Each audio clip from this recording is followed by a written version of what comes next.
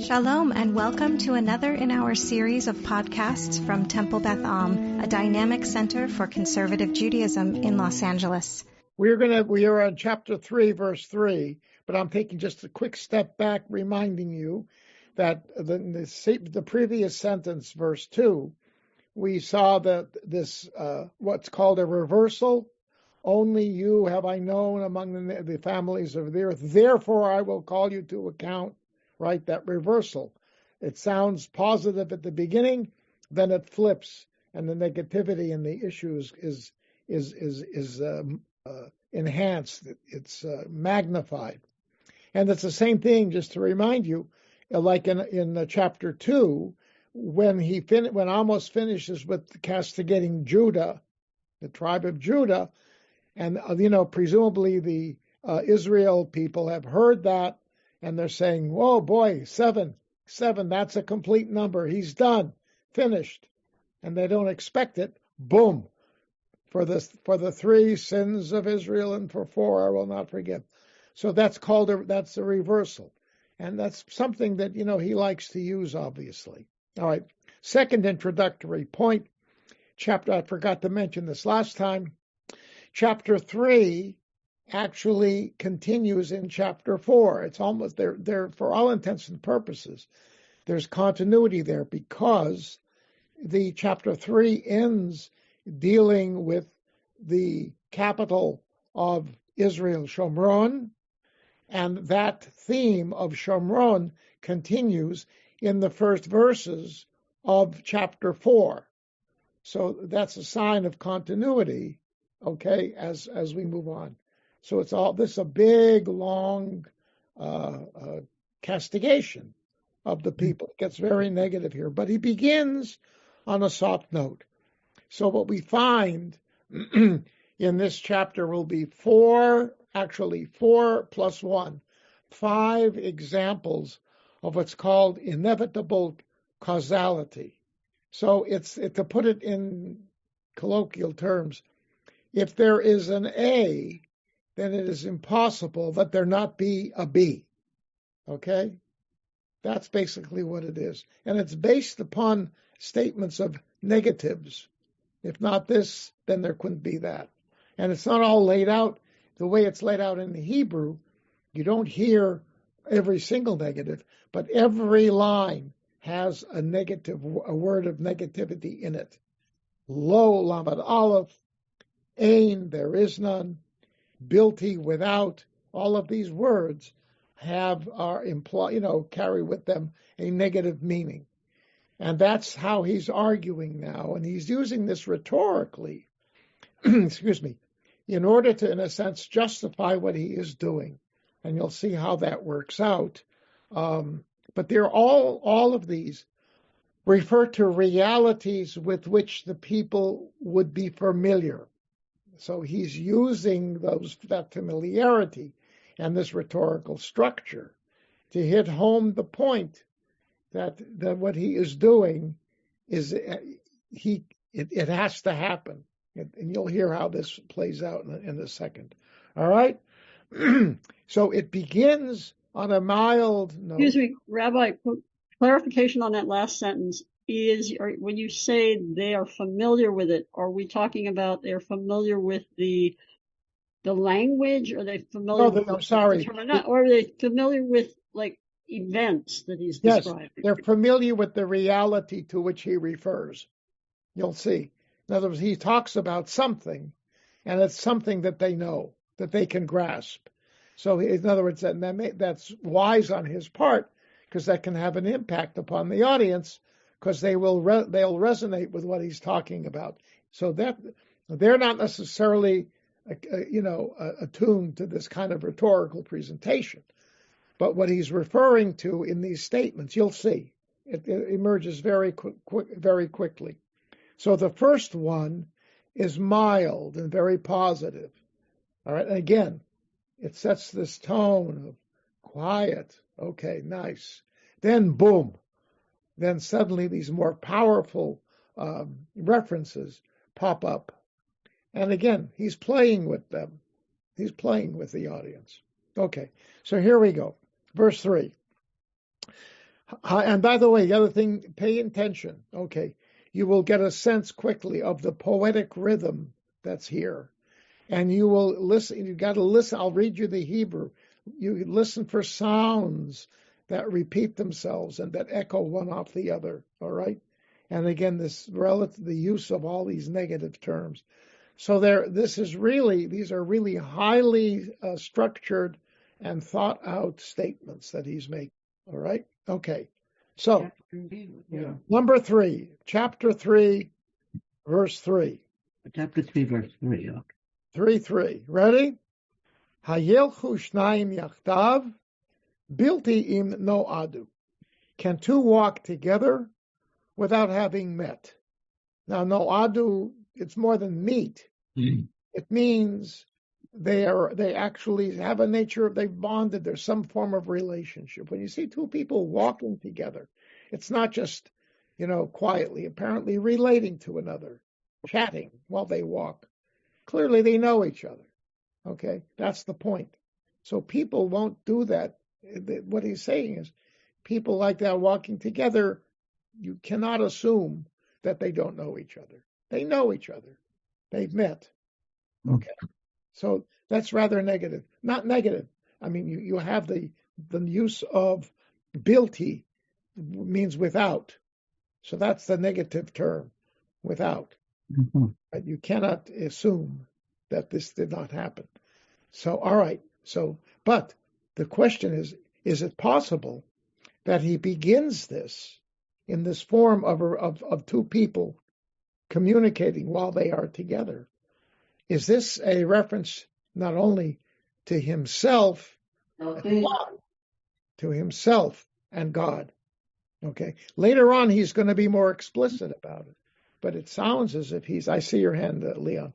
It sounds as if he may be alluding to that in an indirect way and setting the stage for what will be meant actually at the very end, the fifth of these little presentations.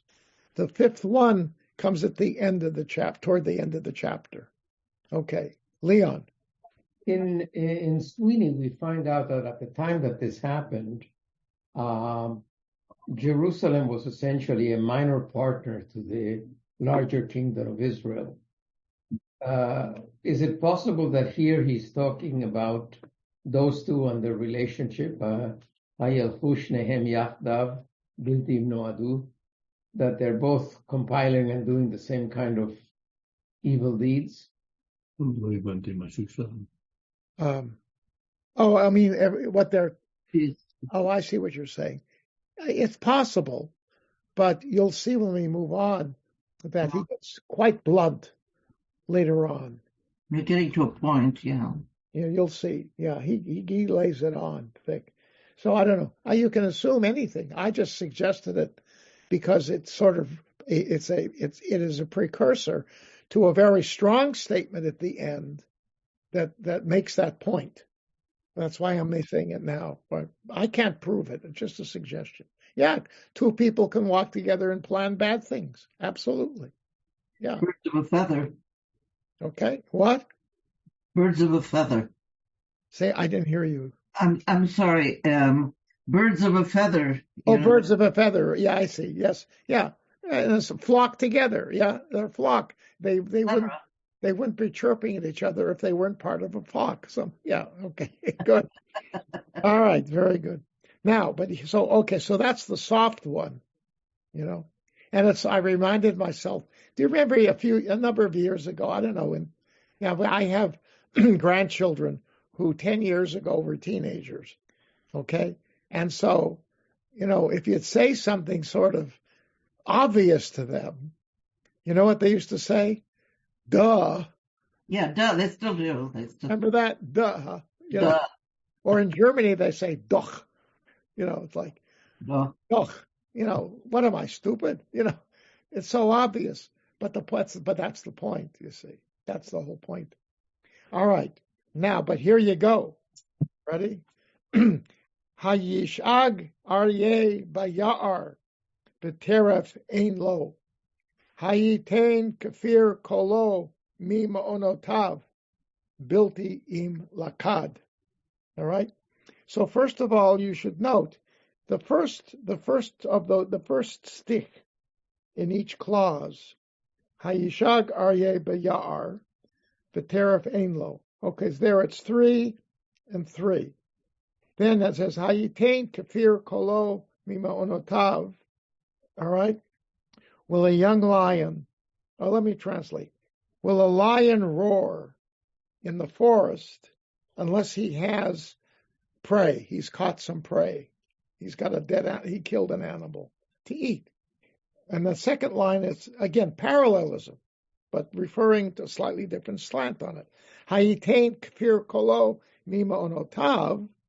Will a young lion raise his voice from his dwelling where he lives?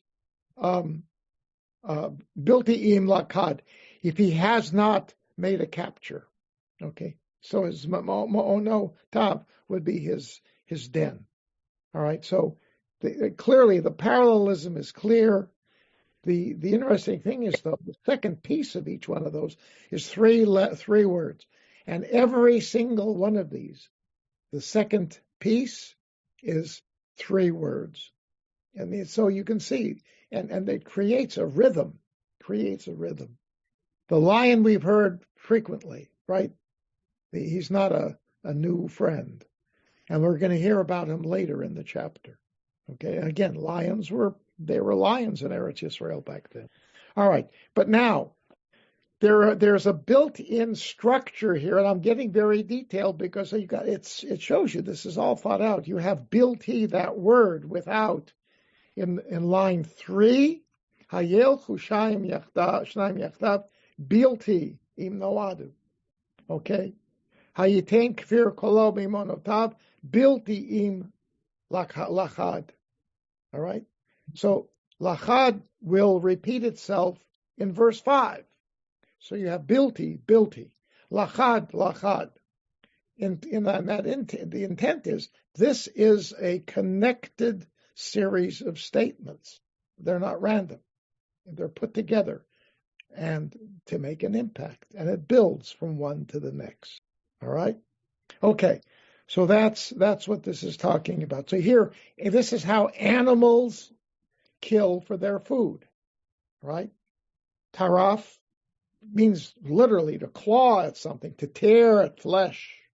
That's where the word treif comes from, right? Same root. So that's a lion can kill that way, all right?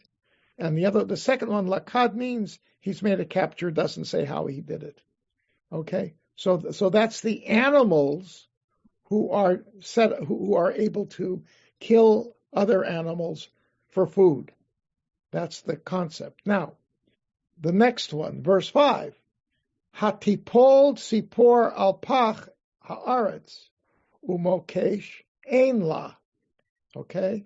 And hayale pach min ha'adama. So now we're dealing with a bird following that falls into a pach. A pach is a net that is used for trapping an animal, and most often a bird. But can that happen unless there is a mokesh, which is a wooden trap for capturing the bird?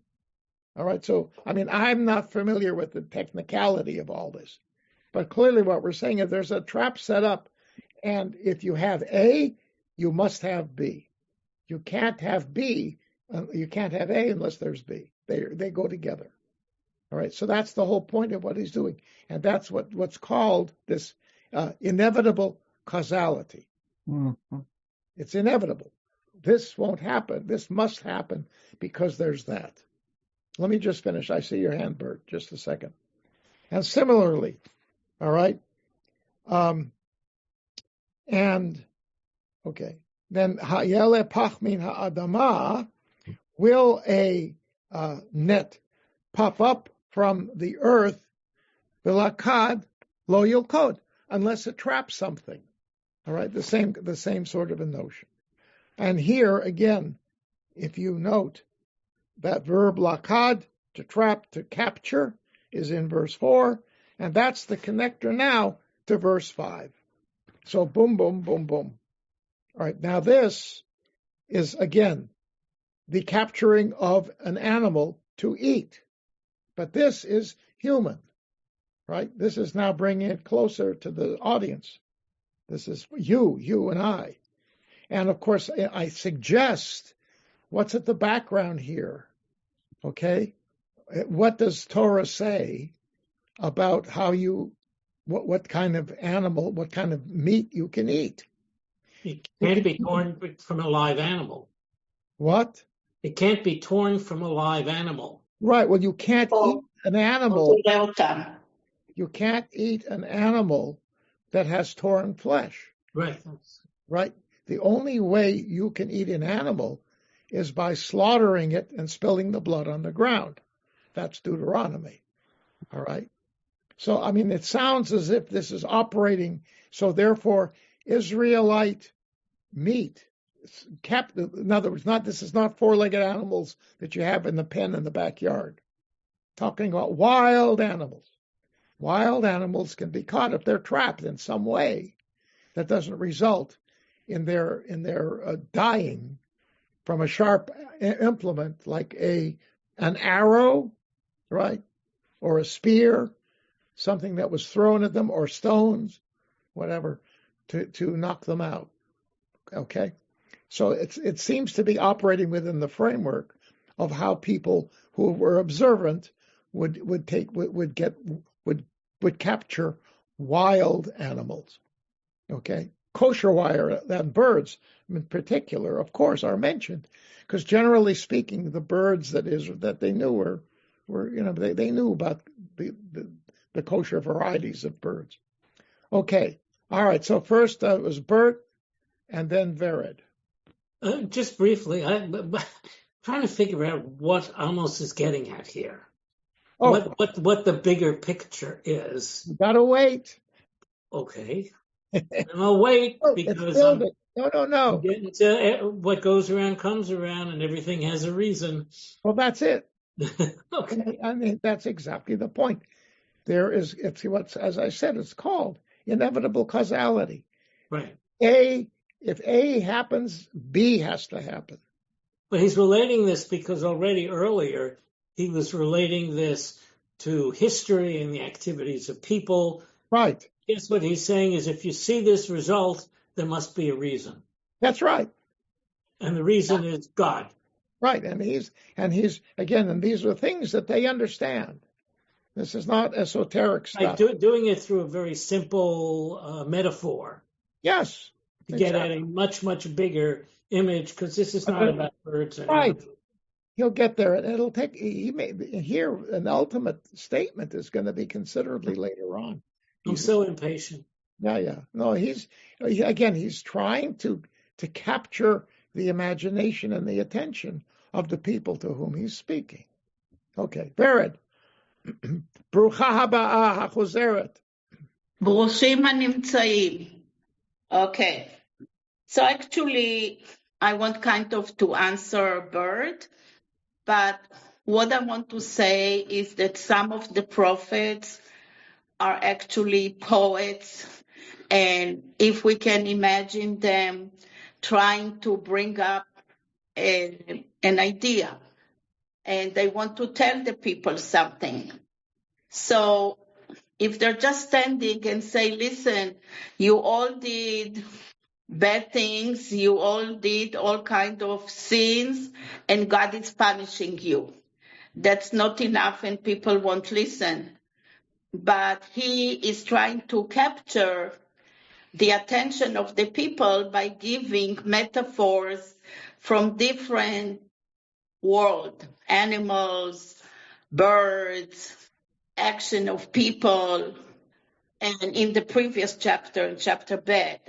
And the end result is the people, you all are now suffering. Either you've been exiled or if you have difficult times. The reason is like to everything there is a reason. Then the reason for your situation is your behavior. Yes. Good. Agreed. That's it. Right. And again, the use of things with which they are familiar means Right. that it can resonate with them. This is not abstraction. And it's not something, and the other point is, it's so obvious, right? That's the point. That they can't deny it. It's undeniable. I mean, that's the intended force here. Now, nobody knows how the people there responded. We're not sure, He's gathering them into his net. So he's going to get pushback eventually. but that's from the higher ups. Yeah. I don't know what they're thinking. All right. Okay, so moving on. And now it's really getting closer to home in the next one.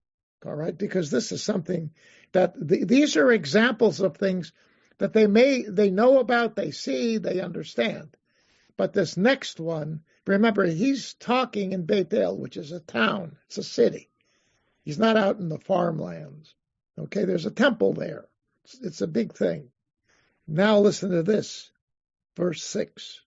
Im yitaka shofar ba'ir ba'am lo yecharadu im tiyeh ra'ah ba'ir ba'adonai lo asa.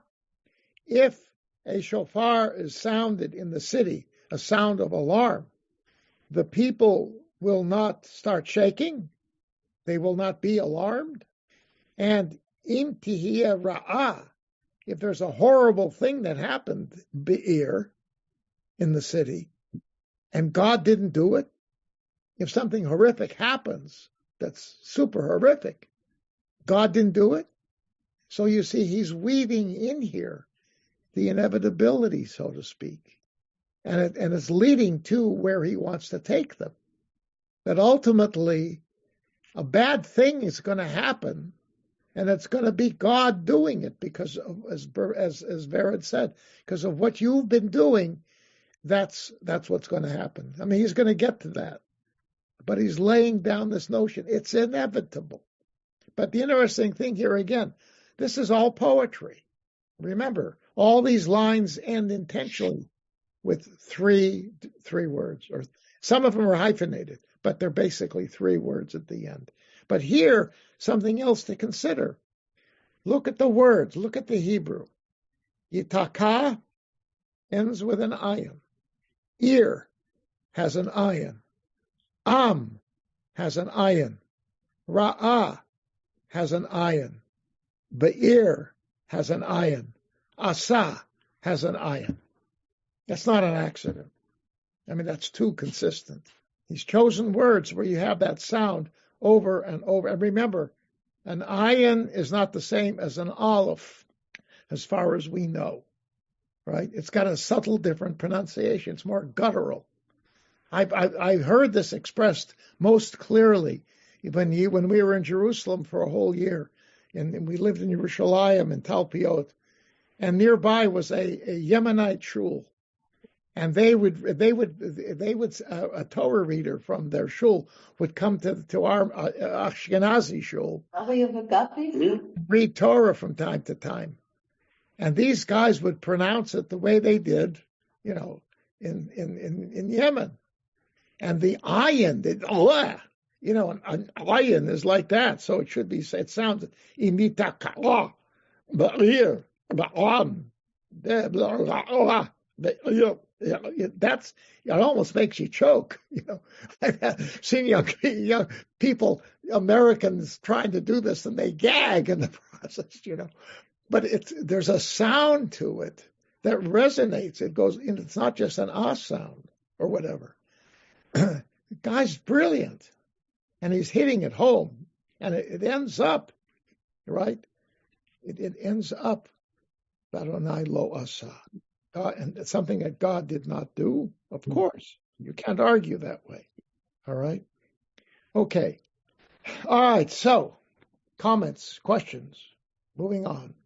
Oh, yeah, go ahead, Leon. It does remind you a lot of Isaiah, Oseh Tara. Yes, that's interesting. Isaiah 45:7. Right. Yeah, I was just teaching that to some other students today. Yes. Yotzer or vore choshech oseh shalom. Shalom. Ra. Right? Yeah. We all know that from the first blessing before the Shema. Right? Correct. Except we mess it up. Yotzer or vore choshech oseh shalom. Borei Takor. Hakol creates everything. But if you open up Yeshayahu, Isaiah 45, verse 7, it says, Uvorei Ra, that God is the cause of Ra, chaos, evil, bad stuff, whatever. All right? And the rabbis did that. We'll step back. Why does Isaiah frame it like that? What is this? What's he doing? We talked about this in some class sometime in the last couple of years. So I'm wondering if anybody here remembers. What's he talking about? Well, if God has created everything, Monotheism. there's evil in the world, God must have created it. Right. But there's a reason why by the way, it's interesting.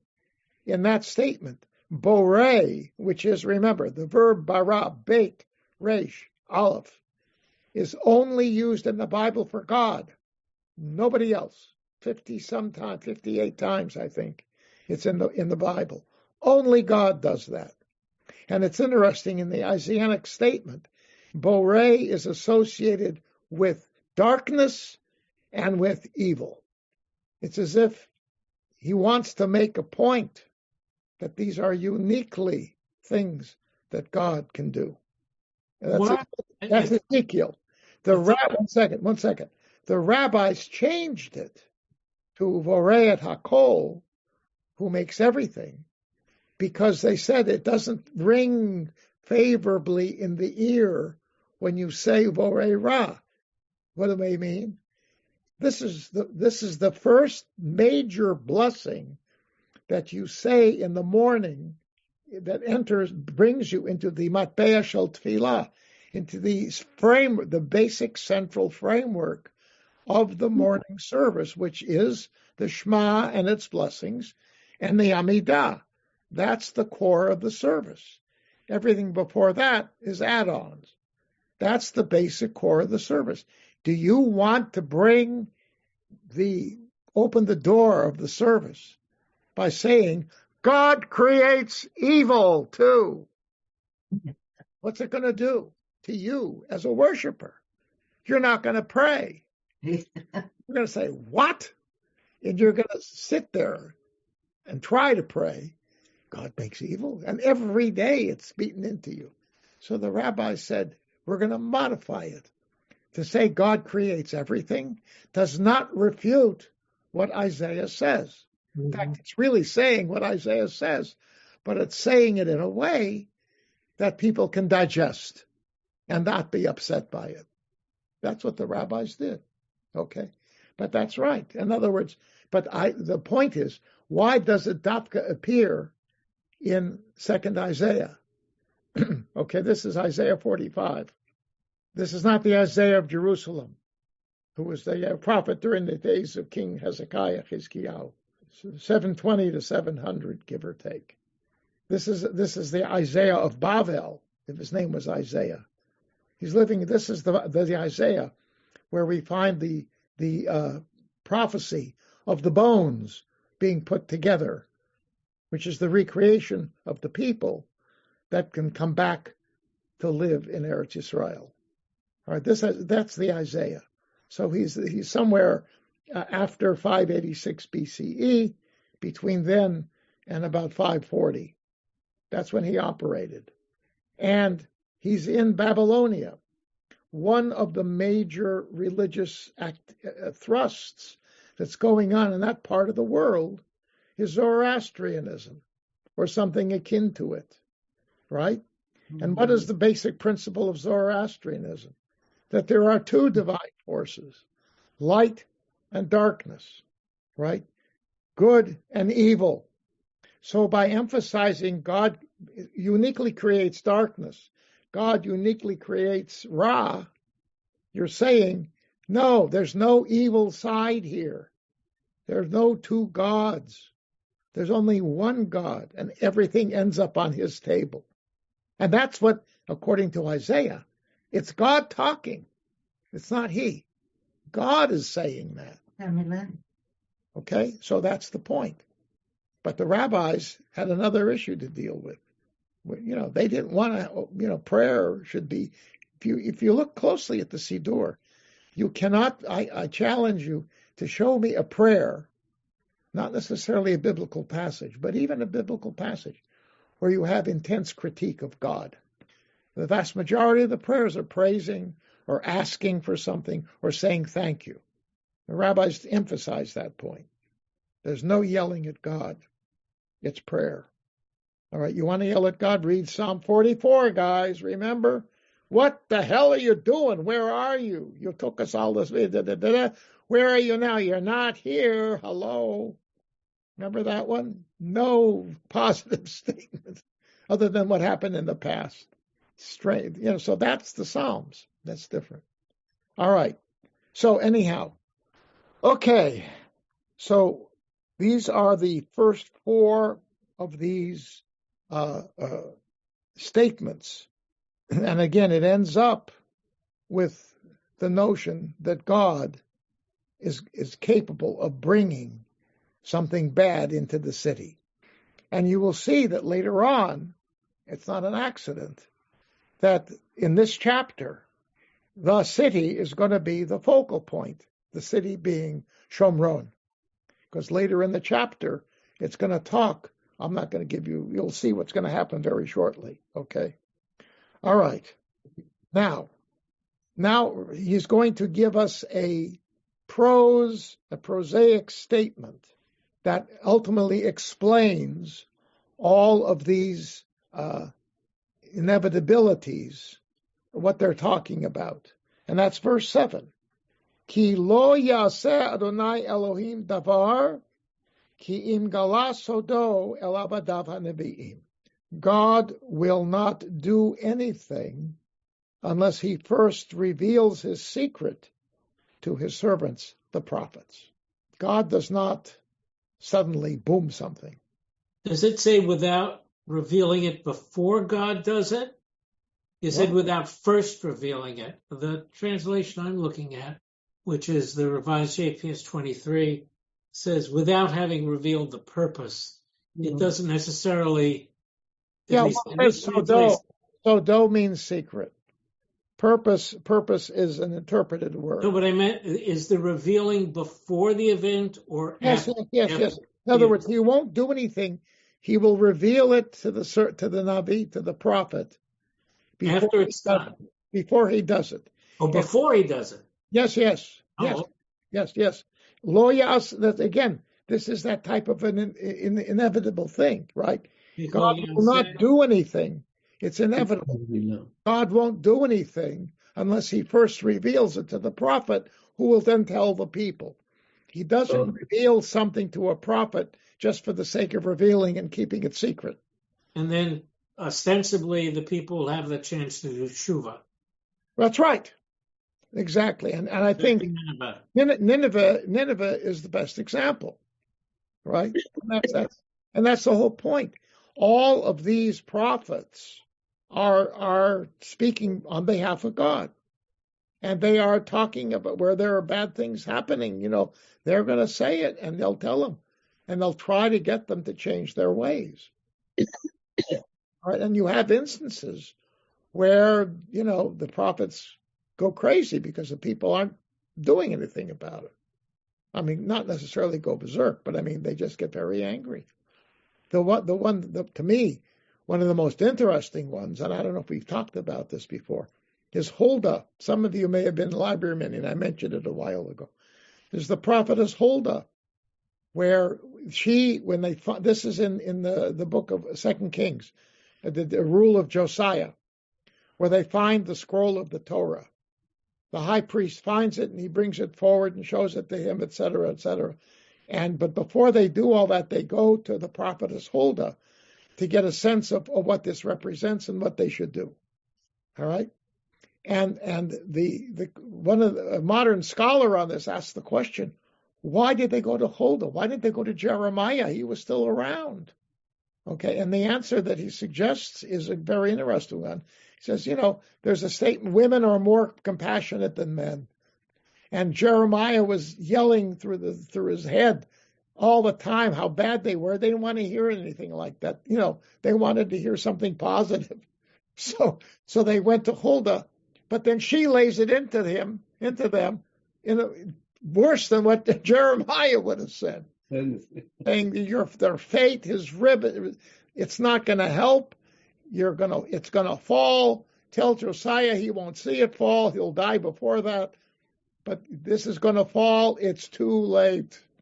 They try to do something anyway, which is very nice what they try to do. But that's what she says to them. Okay. All right. But anyway, but that's the point. She could not avoid the inevitability of saying this and the fact that it is going to happen. The prophetess is speaking. God told her. She says it. Okay. And she says 3 times, she says, God told me. 3 times she uses that term in the course of what she says. So, that's the whole point. All right. So he's saying, I'm saying this because the man told me to. And if I'm saying it, that's what this means. God's going to tell us before he does it. It's not going to, no surprises. It's going to happen. Vered. Well, I want to say something and also kind of ask a question.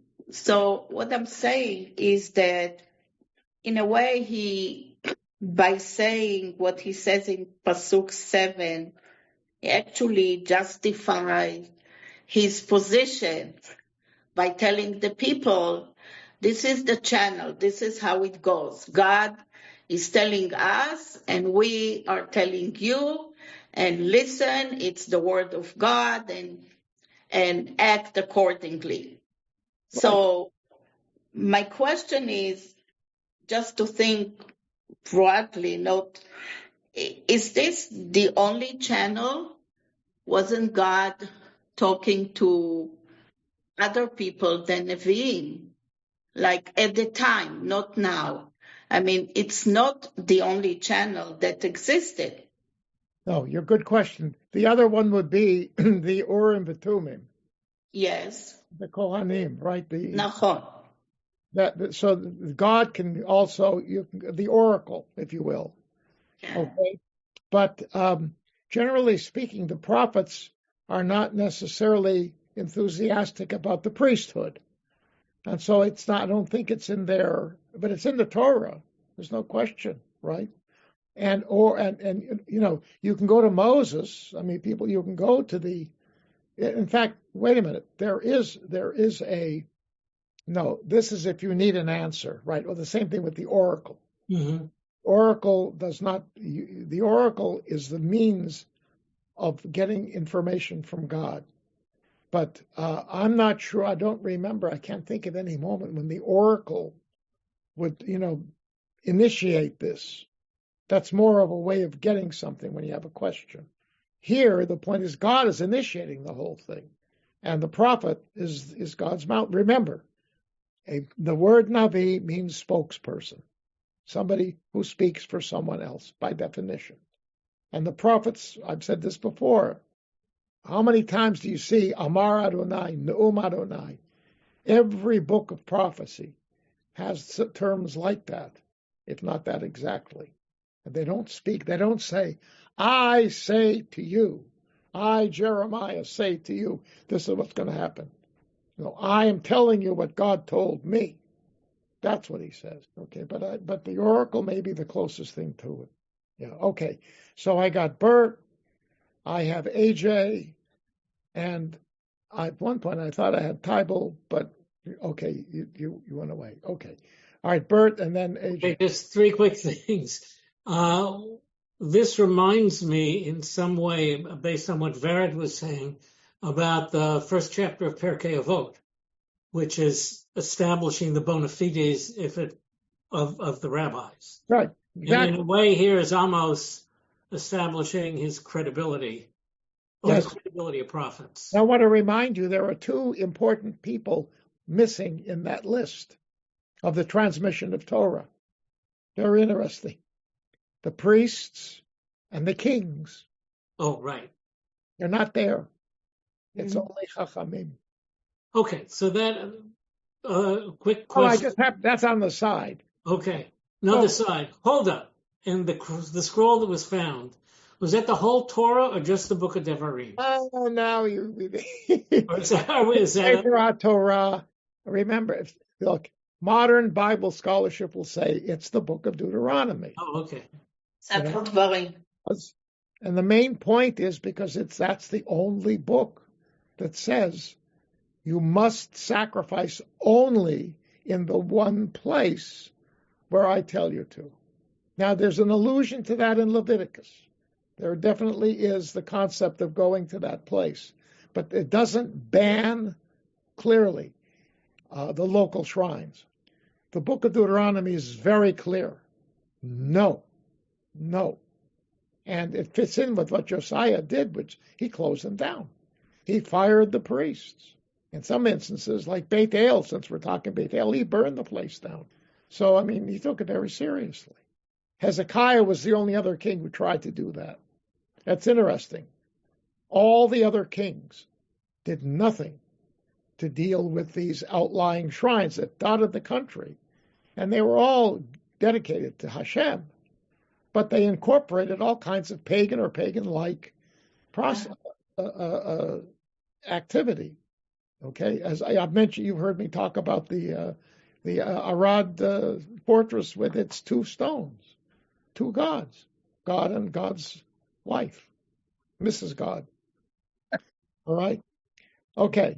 Very good. Okay. So AJ and then Tybal. Distinction between prophets and oracles, was Huldah acting as an oracle in this case? Wait, who's acting as is the priest? You made a distinction between a prophet and an oracle. Yes.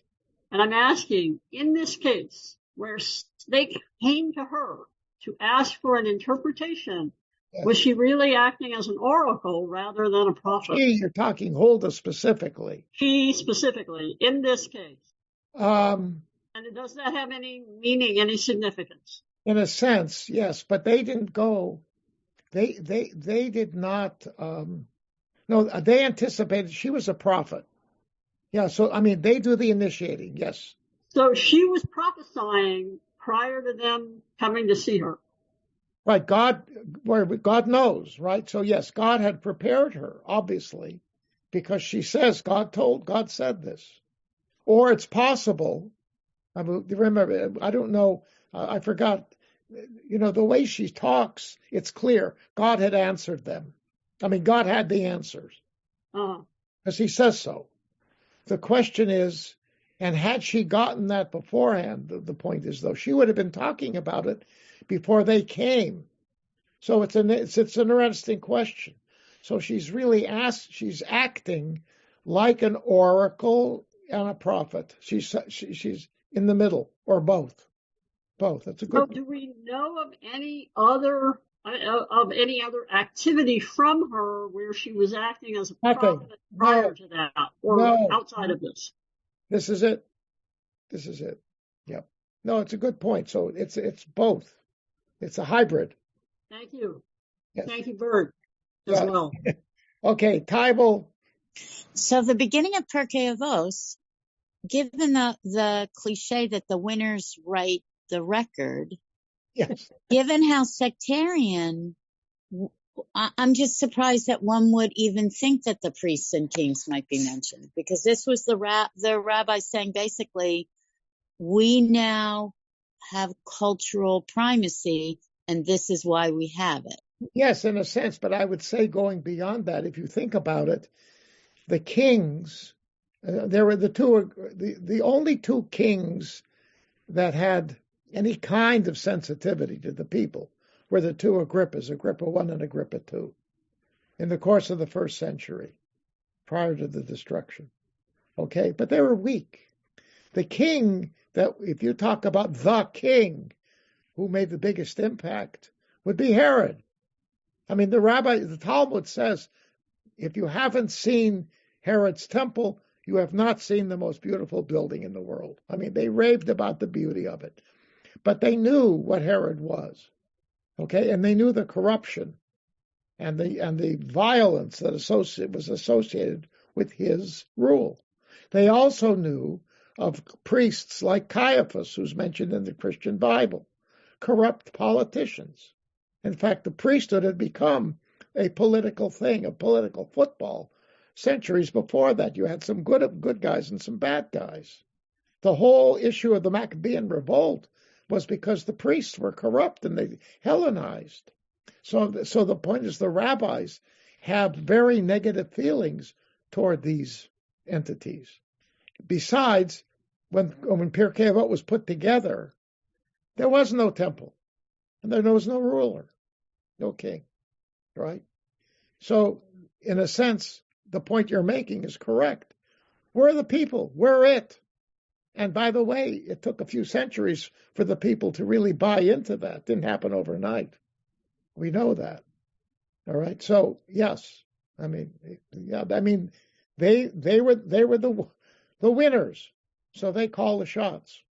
But again, one can understand historically reasons why they would not even mention them. Remember, Aaron was a Kohen. God talked to Aaron.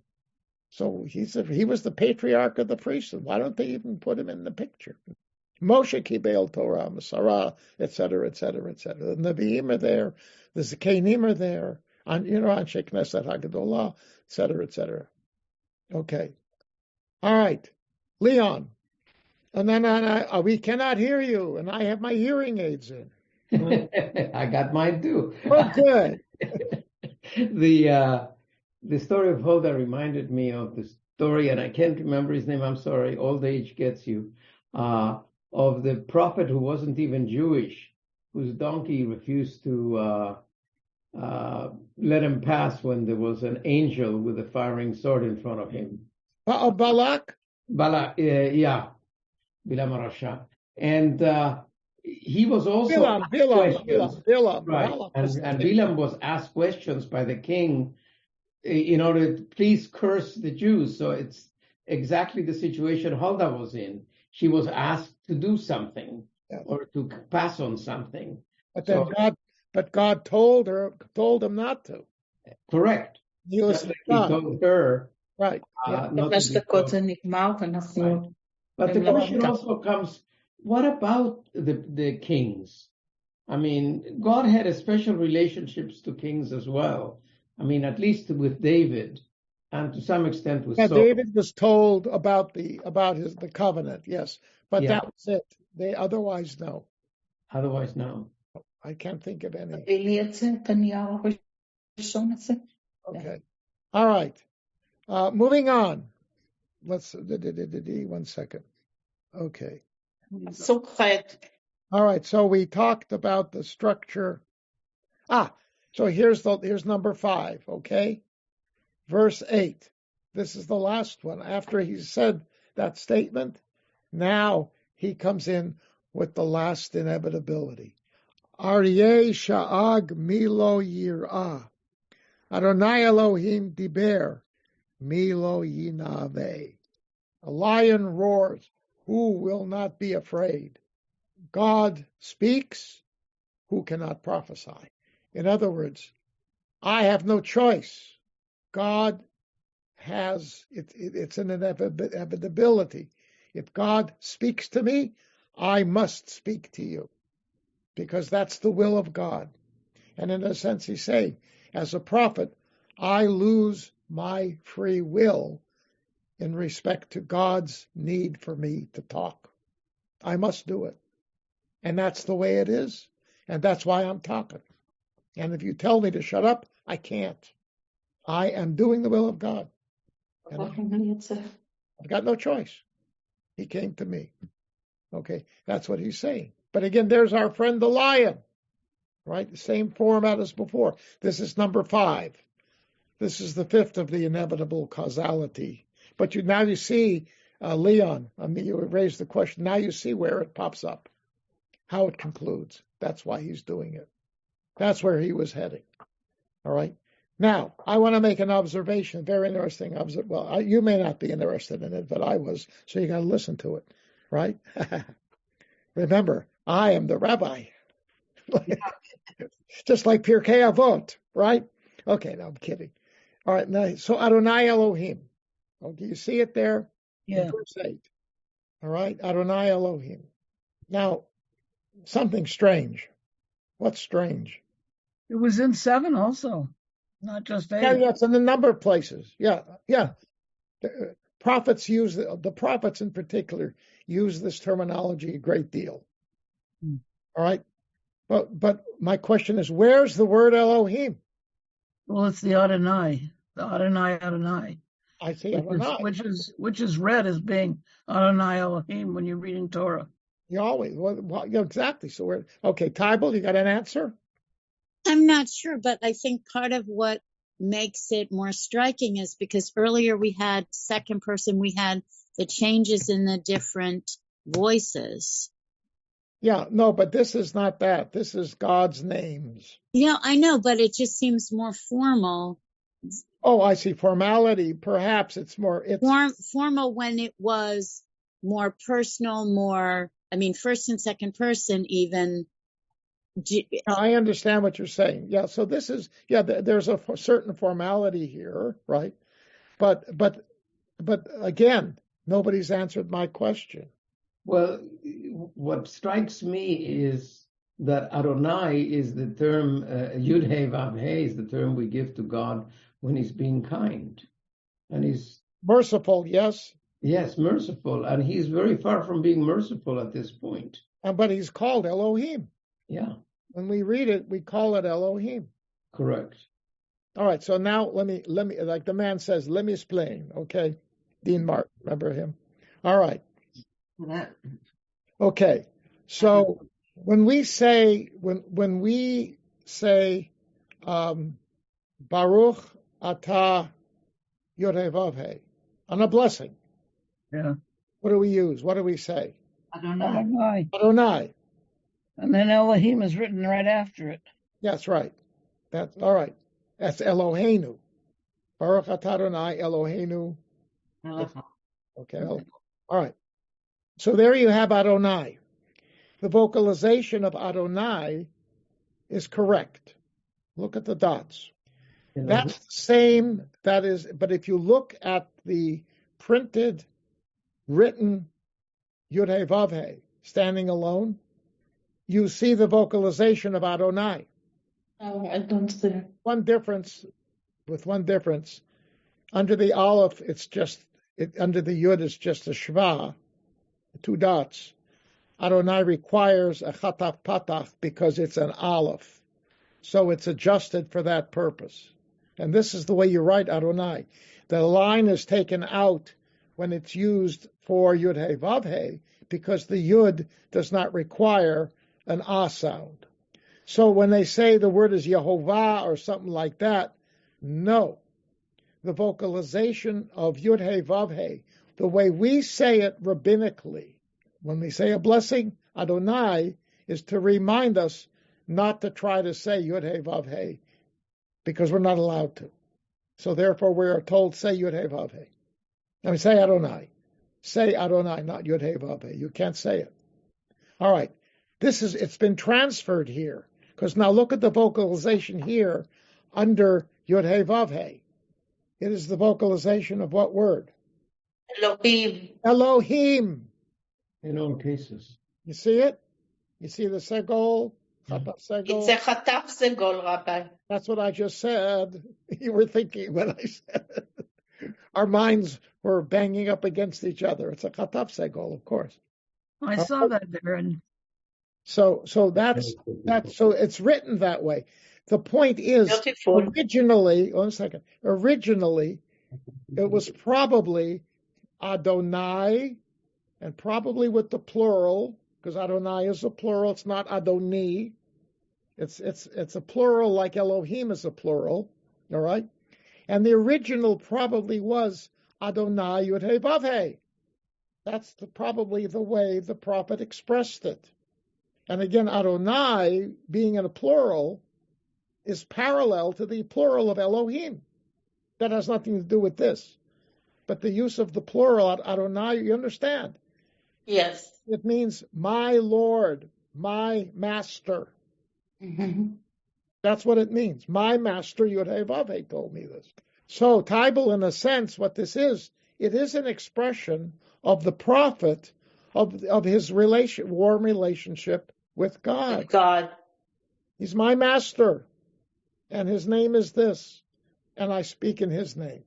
But because we're not allowed to pronounce these words in a manner that desecrates the sanctity of the four-letter name of God, all this modification of the vocalization took place by the Masoretes, the guys who put in all the Pentateuch, who divided up into sentences or segments rather, etc., etc. Okay, and that went on for centuries. It went on, and it completed itself in the 11th century CE. All right, and it evolved out of oral traditions. When was it? We know from rabbinic sources that you can't say the Yud-Heh-Vav-Heh.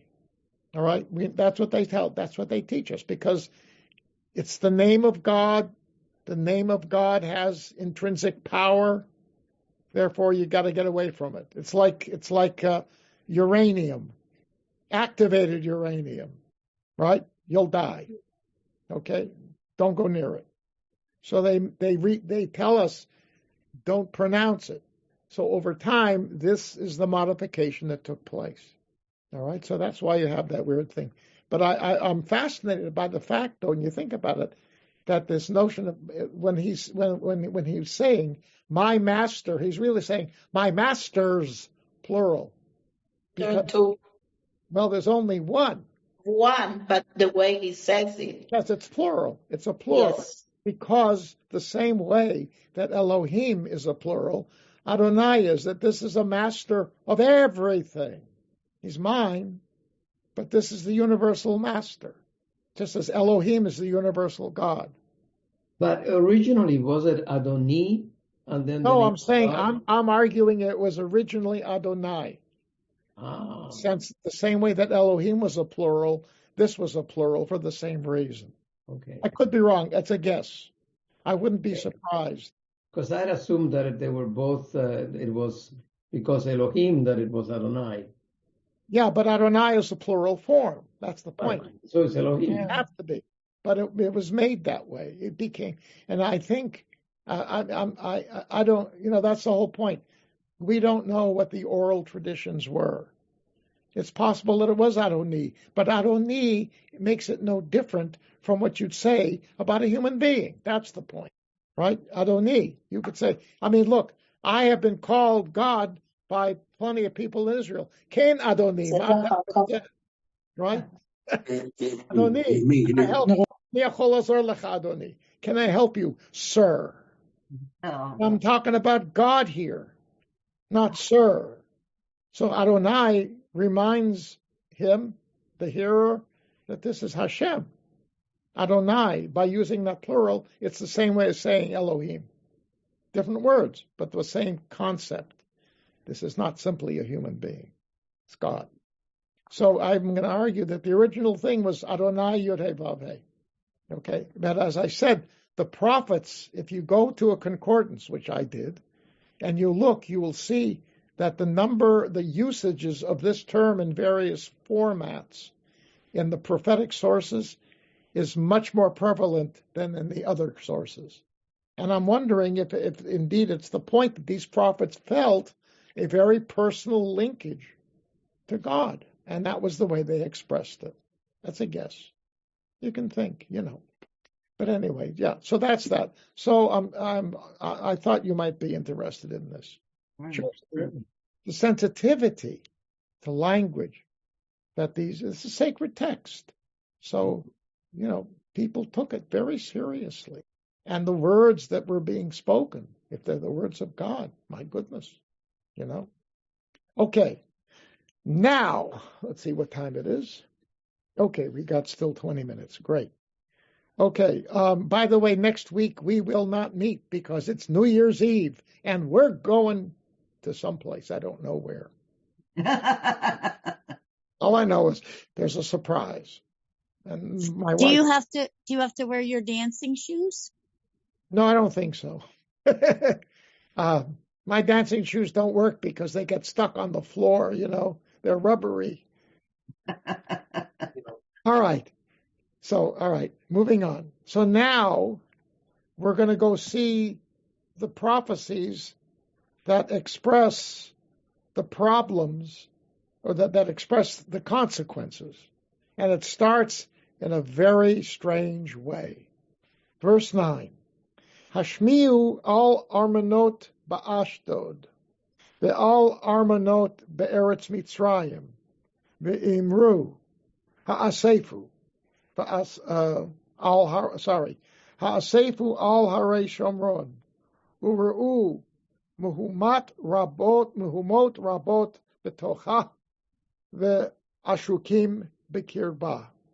Proclaim, right, here's an abstract statement.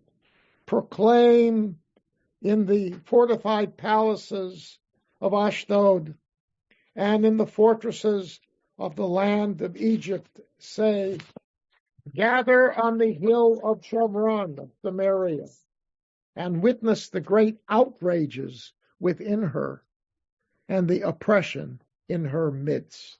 So this is an announcement to be made to whom? To Ashdod. That's who lives in Ashdod? Plishtim. Philistines. Right. Okay. And Egypt is Egypt. Now, what do Egypt and the Philistines have in common? Well, they're pagans. Okay, good. They batted heads for a while, particularly in trying to gain control of different areas, a bit like Israel and other places.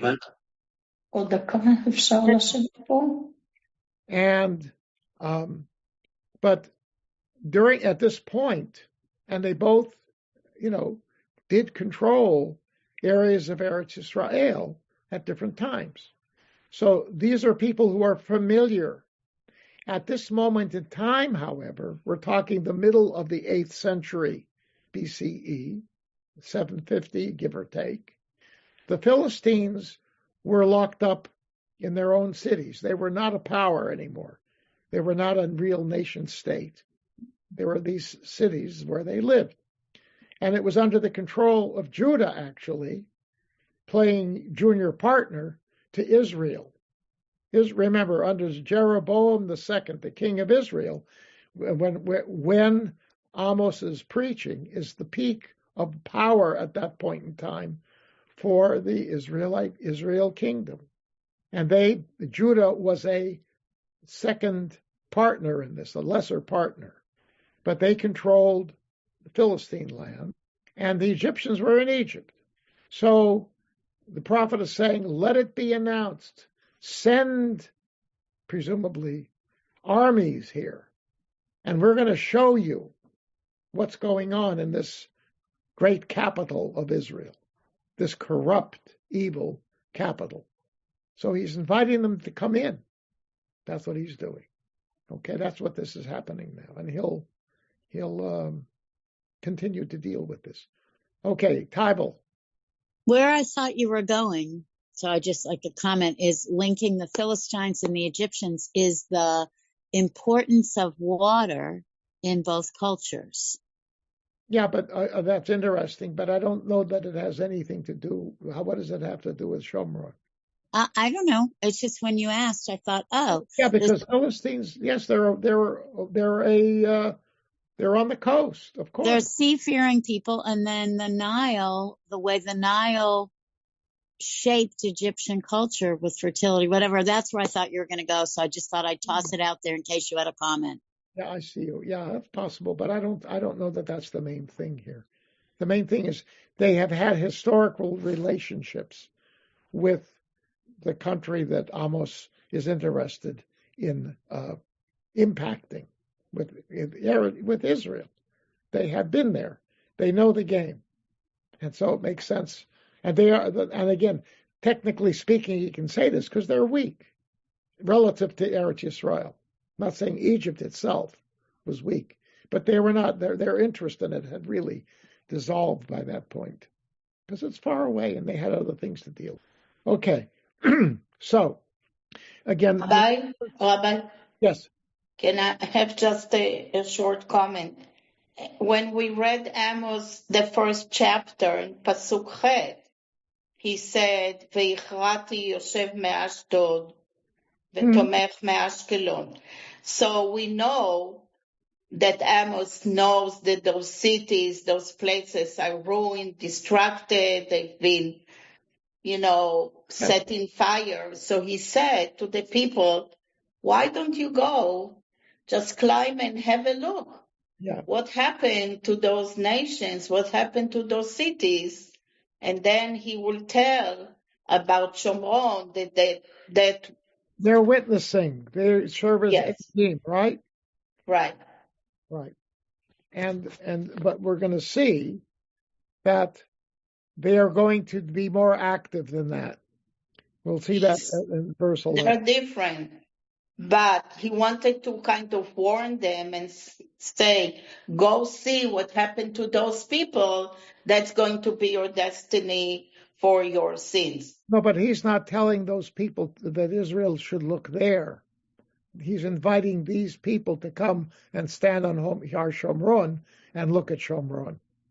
That's what he's saying. Look what says that. 1 second. Yeah. Heyasfu al Hare Shomron u'ra'u muhumot rabot b'tochah. Right? And he's saying that to the Egyptians and the Philistines.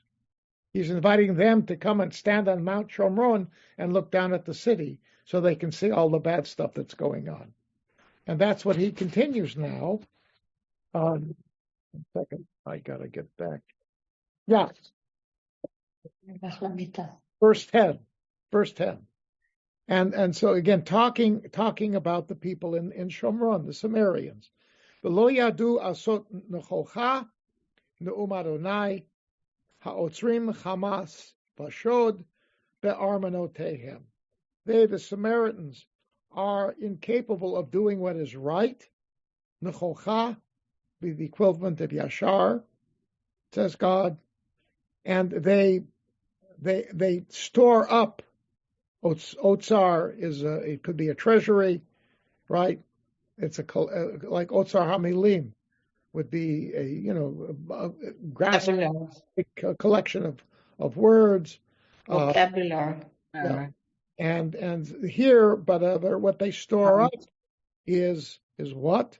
They store up evil. Hamas Bashod. Hamas is the English translation here in this instance is wrong. Hamas means violence, and Shod, they say, is rapine, which means a violent taking of others' property. That makes good sense. I have plunder as a translation. In their palaces, in their fortified palaces. Right, now this is not the first time we've heard of these fortified palaces. They're mentioned earlier in other cities as well. All right? Are you happy with the translation of incapable of doing right? It sounds like, how could they be? Well, it says v'lo yadu. They don't know how to. Yeah, I think the use of yada here, it could mean, normally yada, as we said before, means a kind of intense knowledge and understanding. So when they say v'lo yadu, it means I don't know why they chose incapable. Yeah. My reason is, if someone is incapable of doing something, how can they be blamed for it? Yes, that's right. That was my problem with the translation. Yeah, that's a good point. Right. Yeah. I mean, God would be unjust. They don't know what to do, to do things fairly. Right? That's better. They don't know how to do things fairly. They don't know how to do it. They don't know how. Yes. And ostensibly they could. They could. So it is their fault. I mean, it's their fault. Yes. Blame. Yes. Right? Exactly. Yeah, I see. Incapable means it couldn't be there. You're right. Of course. Yeah. Good point. Yeah, they're guilty.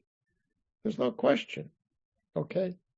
So therefore, Lachain, verse 11, Ko Amar Adonai Elohim, there it is again, Tsar Usviv Haaretz Bohorid Mimech Uz. Oh my God, I can't read this. Uzech. Yeah, I couldn't see the dots here. There they are. V'navozu armanotaich. All right. Thus the sovereign God, says the sovereign God, okay, an enemy all about the land, he shall strip you of your splendor, and your fortresses shall be plundered. So the enemy will no longer be viewing the evils of the city. It will rampage through the land, and it will do to you, O corrupt dwellers in fortified palaces, what you have done to the poor in Israel. Okay, so it's an invitation. I mean, the only people around to whom Amos is talking at this time, presumably, are the Egyptians and the Philistines. Now, this didn't happen as far as we know, but he's using this as a kind of a. This is what I would do, okay. And as I said, there's no evidence that at that moment in time they suddenly came in and took over Shomron. Shomron was destroyed by the Assyrians. So it's just a kind of a metaphor for what could happen, right? Because it's wise, it's interesting.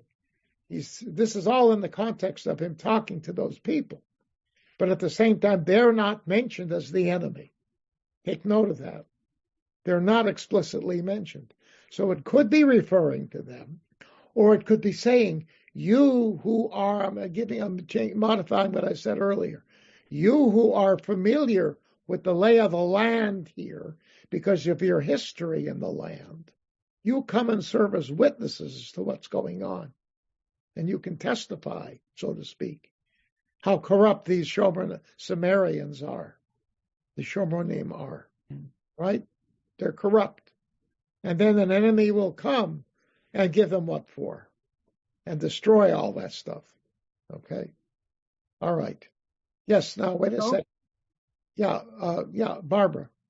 Why does the translation here say the Lord God for Adonai Elohim instead of the way they did up above? The translation was. It varies. I can't answer that.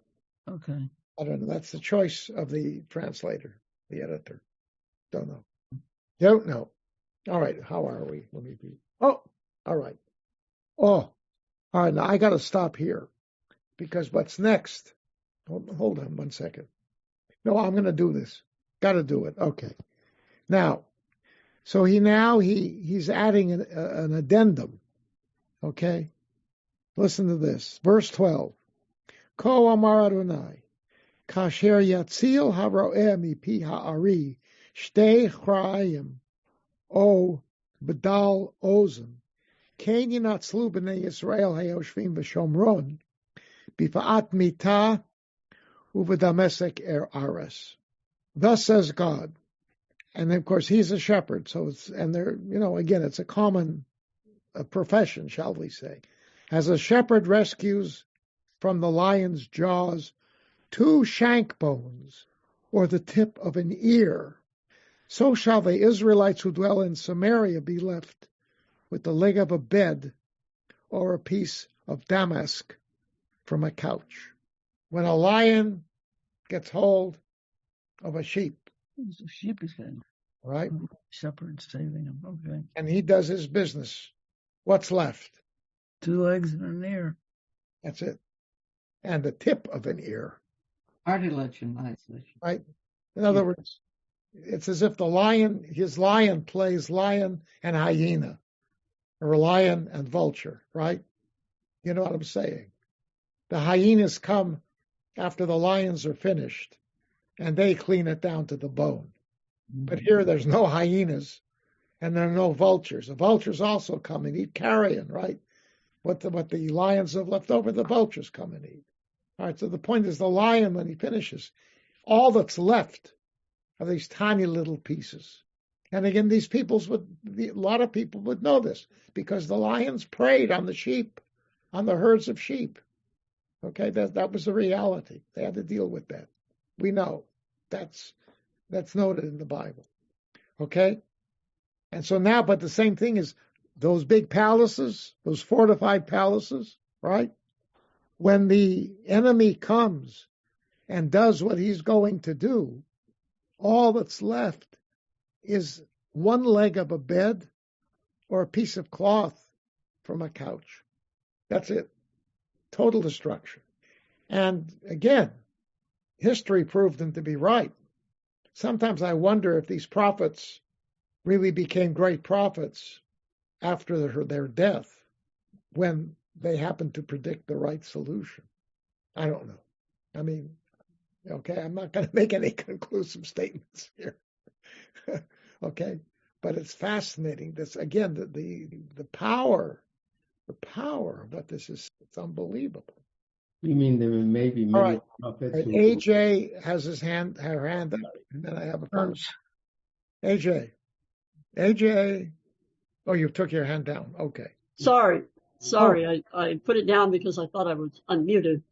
I'm using a JPS Tanakh, and it has on the previous page, line 9, proclaim in the fortresses of Ashdod, and it's talking about saying the Septuagint reads this Ashdod as Assyria.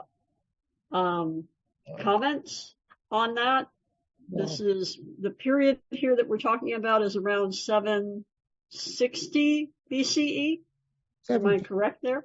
750, 760. The Assyrians are coming, yes, but I wouldn't agree with that. I think that's the Septuagint trying to play a little historical game here. I think because the fact is Egypt is not a player now. Assyria was a player. There's no question. And the degree to which Amos, their impact on Israel wasn't really felt solidly until a little bit later. But nonetheless, it's easy to say that because they did in fact come. But the Egyptians didn't come. That's the point. And yet it explicitly states Mitzrayim. Yes. And they were not a player. And the Philistines, the whole point is it makes sense. These were cities that the Israelites had the Israelites put down the Philistines. Okay? And the Egyptians hadn't bothered. They were not engaged. And so he's talking to these people, and the whole point is, I think the idea is they're familiar with it. They can serve as witnesses to this. They know it. They've been there before. The Assyrians haven't. When he refers to Samaria here, he's referring then to the land that was Samaria. Now listen, Shomron is the capital. It's a town, a city. It's the capital. It's the capital. It's not a province. It's a city. It's the capital of the northern kingdom. Okay. So when they translate Samaria, it should be Shomron, gather on the hill of Shomron. Right. And Samaria is also taking it out of historical context and putting it into a later context when the Assyrians had translated populations, had relocated populations. Yes. Thank you. Okay. Anybody else? Yes, Leon. Just occurred to me that it was around 550 or so BC that finally the all mention of the Philistines disappears from history. They are also taken, I think, by the Assyrians and distributed among Assyrians. And that's the end. Possible. I don't know if it was the Assyrians or the Babylonians. Yeah, that's why I was going to ask you, because I wasn't sure.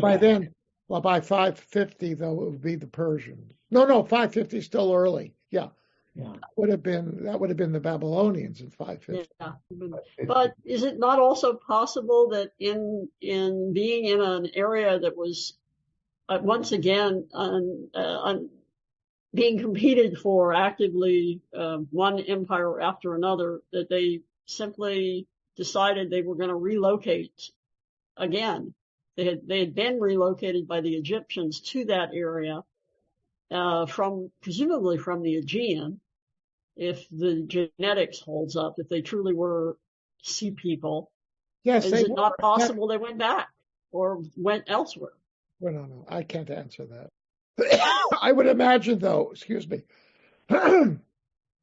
at that point in time, he would not have mentioned them if there were no people there. I mean, the whole idea is he wants to get some people, theoretically, to come and to witness. At Ashdod. Yeah.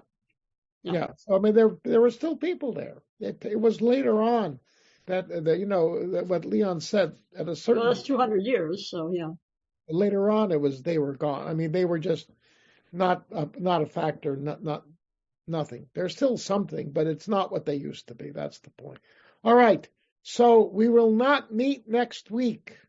We will meet in 2 weeks. I will send a message. Okay. I'll continue. Oh, may I make a final observation? Yes. All right. It's a side thing. It's clear that the man doesn't like rich people. Right? He's got this bugaboo. And I go with the feeling, I go with the people who say he wasn't necessarily a poor man himself, but I don't think he would consider himself rich. All right? He wasn't a poor man.